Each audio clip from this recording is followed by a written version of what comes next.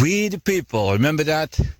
America 1.0, that is no more. The people of America have no more family honor, and there is only one person in the United States who has family honor left, and that is Donald J. Trump, the 47th President of America.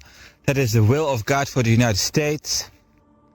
Just like how God called David in Israel, so God called Donald J. Trump. Does that make Donald J. Trump a perfect man? Of course not. Read the Bible and see the sins that David of Israel committed. When Donald J. Trump commits sins like David of Israel, then God will deal with Donald J. Trump in the private. Whoever's listening to me out there, you know, David of Israel did these things, and then the peace would leave his family. David of Israel would have family issues, never-ending, everlasting, all these problems in the family, because those were the curses that God gave David for doing things like sending an innocent soldier into a war to steal his wife. All right? So do not think just because God called Donald J. Trump that God will not punish the man when the man goes wrong. However, that is not your business. American citizens, American authorities, that's not your business. That's God's business.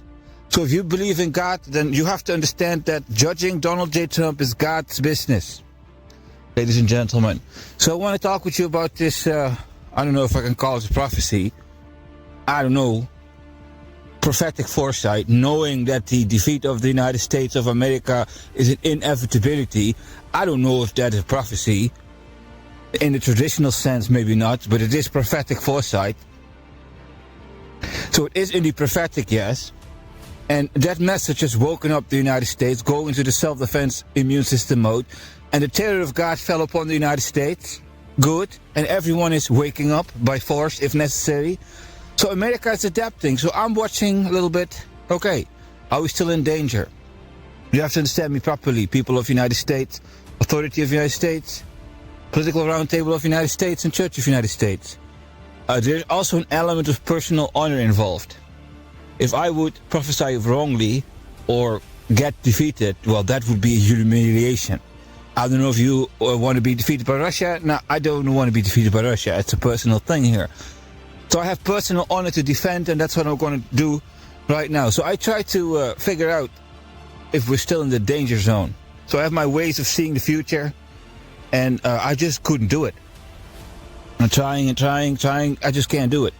So I went again to the White House, and I requested again all the social credit energy, all the jurisdictions, everyone's power. I'm doing it again. This is the third time, because it's alarming to me. I want to figure out if we're still at danger, and I can't figure it out. What's wrong? Is something wrong with me? Is something wrong with America? Is something wrong with Russia? Why is it hidden from me? Why can't I solve the situation? So I can solve the situation with everyone's power. Yes, United States of America, if I unite everyone's power in one system and speak it out to you, yeah, we are stronger than Russia, yes. I can see the time flow of Russia, yes. I can see why. I can see why I have issues trying to foresee the steps of Vladimir Putin, yes. So what's wrong is that Russia has a destinical mind as well, you know what I mean? So if you threaten Russia, there's something going to wake up as well in Russia, and it's going to prepare the Russians, right? There's this adaptation power, you know. I'm not the only one. If you threaten my life, I can wake up, you know, start doing Azure Dragon Rage.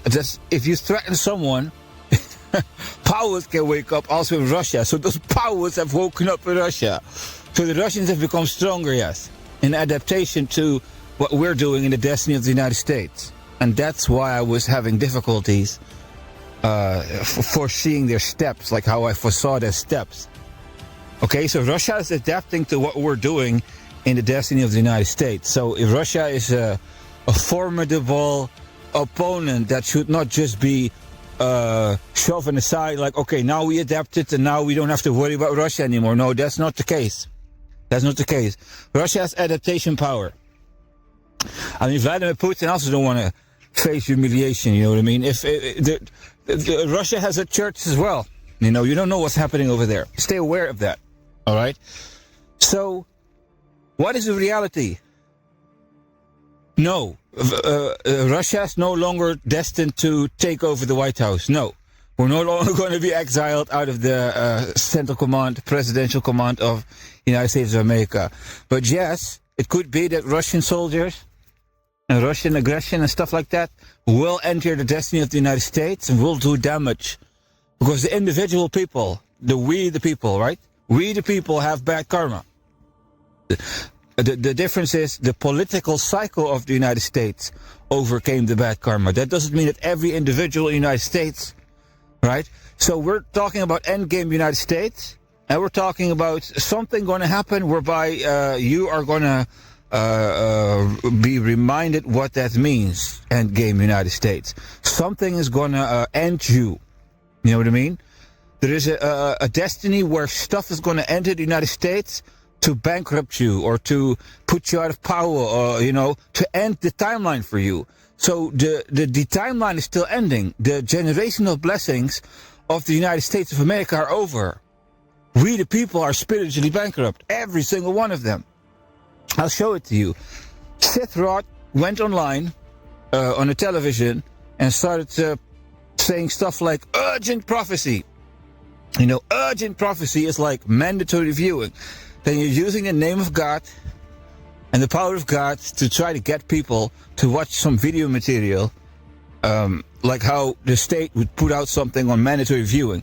So Seth Roth is starting to use techniques to get people to watch a certain material, and then it's about urgent prophecy. So because we the people no longer have any power in the American destiny, I can walk in there and watch what's going on. So at Seth Roth, this ministry, they are taking Bible scriptures out of context and luring people in certain, watching certain things, using the name of God to do that, and it just doesn't make any sense. There is no direct purpose to what's happening over there for the individual American. The American system is producing things for nothing else than the destiny of Donald J. Trump. The things that are produced there don't make sense. It's quality standard is not according to church standard. It's all really a mess. It's a confusion. However, what you can see, you see that America wants to get involved in Gaza, and then the urgent prophecy is to the White House. Urgent prophecy, message to the White House. God wants America to get involved with Gaza. And then the Church of America is used to somehow deify through the Bible this mission to get the attention of the White House. The Matrix is trying to wake the White House up. God wants you to go into Gaza. That's what's happening. America 2.0.